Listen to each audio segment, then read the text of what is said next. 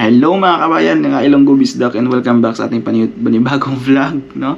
And my name is Joe. I'm currently living here in Croatia, and kung bago ka lang sa aking YouTube channel, so I'm doing content na jobs hiring dito sa Croatia, mga ganap dito sa Croatia mga kabayan, no? And if you are new to my YouTube channel, please don't forget to subscribe, click notification bell, share to your friends this video mga kabayan para may idea sila kung ano meron dito sa Croatia mga kabayan, kung nagbabala kayong pumunta dito sa Croatia.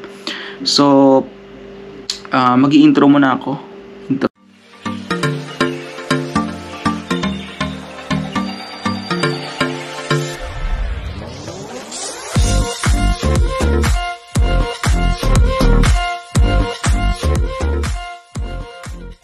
Mga kabayan, pag-uusapan natin ngayon yung bakit maraming mga kabayan nating Pilipino na gustong bumalik sa Middle East kung saan sila nagtatrabaho before, no mga kabayan.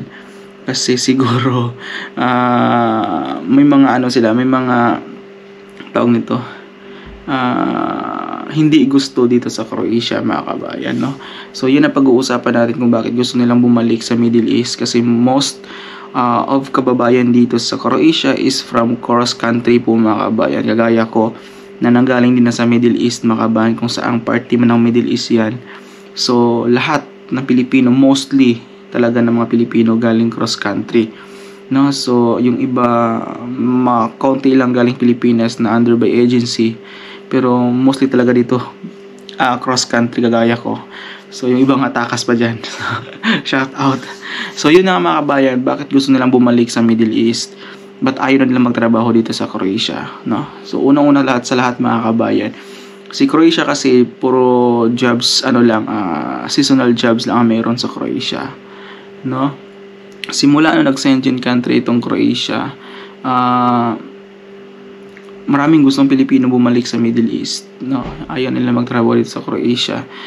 And kasi yung dito, expectation versus reality ng mga kabayan pagdating sa Croatia, kumbaga sa Middle East kasi, if you're under the agency mga kabayan, kung ano talaga yung trabaho mo sa Middle East, kung isa kang manager, isa kang supervisor, no, isa kang skilled worker mga kabayan, magagamit mo doon sa Middle East, no, kung ano yung passion mo sa trabaho, kung ano yung job description mo mga kabayan, magagamit mo sa Middle East.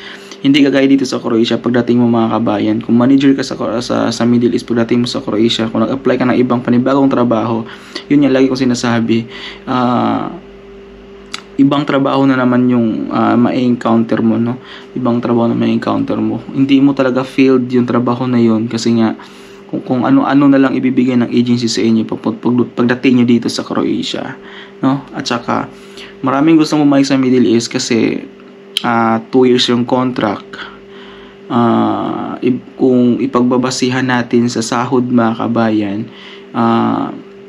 parehas lang din naman, no? Parehas lang, pero kagandahan lang sa Middle East kasi pag under ka ng agency, 2 years contract ka talaga, no? Nasa sayo yan kung i-extend mo yung contract mo, no? Sa Middle East, kahit mainit siguro mga kabayan, no, at least may aircon, may sariling aircon dito sa Croatia, kasi hindi uso aircon nito mga kabayan, parang Pilipinas lang to. Kung may aircon man, siguro may mga ilan-ilan lang mga kabayan, no? At na-experience na ibang mga kabayan dito yung mag-snow, yun lang, no? Kaya gusto nilang bumalik sa Middle East. Siguro mas maganda magtrabaho sa Middle East, hindi kasi job seasonal lang, no? Hindi na makapagtiis dito sa Croatia kasi nag-i-expect ka ng malapit na trabaho sa city, no? Hindi ka nadadalhin sa ibang lugar dito sa Croatia, kasi yung Croatia mga kabayan, maraming island to, marami siyang mga seasides na pwede kayong pagdalhan ng inyong mga employer, kasi minamit niya akong mga kabayan dun sa kabila na nag-i-expect sila na malapit yung trabahoan nila sa city mga kabayan. So yun nga, yung lugar na to is, dun sa lugar ko na to, malayo ito sa sentro ng Croatia. Kumbaga yung sa Zagreb na tinatawag na 7 hours pa yung travel before makarating doon o makapunta dito galing sa Zagreb. So yun na nga mga kabayan.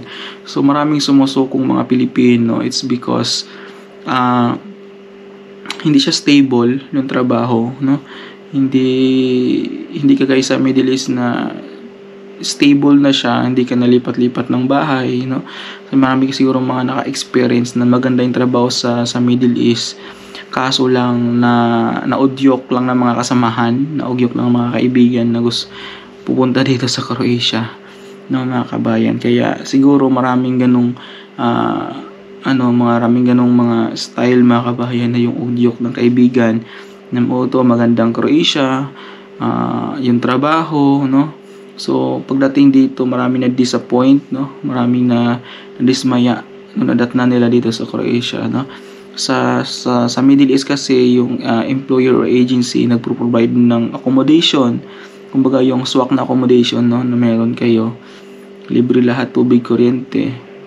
Dito sa Croatia mga kabayan, libre naman ang accommodation, libre yung transport, libre yung pagkain, pero yung pagkain na yung libre if nagtatrabaho ka sa mga hospitality, no, sa mga kagaya ng hotel, no, mga kabayan, mga resto. Pero pag trabaho mo dito sa Croatia is under mga skilled worker, construction, kung ano pa dyan mga kami na skilled worker, hindi talaga libre yung pagkain, no. Factory, hindi po libre yung pagkain, madalang lang dito sa Croatia. Kaya gusto lang bumalik sa Middle East kasi siguro ayaw nilang palipat-lipat ng trabaho, no? Kasi for example ngayon mga kabayan, ipatapos na yung summer season dito sa Croatia. So maraming mga Pilipino ngayon naghahagilap ng trabaho kung saan sila makahanap ng trabaho para sa winter season. So yun ang kaibahan talaga mga kabayan. Hindi kayo sa Middle East na pag winter o summer o ano ba dyan, o Ramadan mga kabayan, at least as long as mayroon kayong trabaho dito sa Croatia. Kasi pagdating ng winter season mga kabayan, panibagong ID, panibagong working permit, so mahirap na naman yung adjustment mga kabayan, kung ba iba-iba na naman yung trabaho na ibibigay ng agency sa atin or sa mga kabayan natin na nandito sa Croatia. Alam ko maraming mga Pilipino ngayon na gusto ng maghanap ng panibagong trabaho kasi maraming mga Pilipino dito na naunan na, no, kagaya sa akin na na-experience na yung sitwasyon pagdating ng winter season, na lahat ng mga Pilipino na nasa isla o nasa seaside nadalhin niya sa Zagreb mga kabayan, tapos doon na lang sa accommodation ng mga agency, no, kung meron silang ipro-provide na accommodation, so doon lahat idadalhin yan yung mga Pilipino, tapos mag-aantay na naman ng 1 to 3 months or 4 months na working permit, para kasi matagal maglabas ng working permit dito pag winter season, no.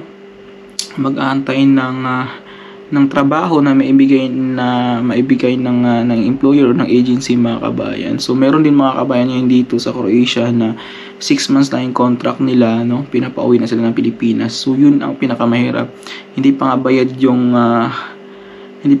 yung utang mo sa Pilipinas, tapos pauwi ka na ng 6 months mga kabayan, no. So maraming nag-message sa akin regarding about that mga kabayan, na naghahanap ng trabaho kasi gusto ng employer na pauwi na sila ng Pilipinas. So libre naman yung ticket nila pauwi, pero ang problema lang mga kabayan is hindi ka pa bayad sa utang mo, no. Kumbaga may utang ka pa sa Pilipinas, hindi pa bayad. So mahirap mga kabayan. So kaya maraming mga kabayan na gusto nang umalis dito sa Croatia. So dapat mga kabayan, kung nandito ka na sa Croatia, no, maghanap ka ng mas stable na trabaho, stable na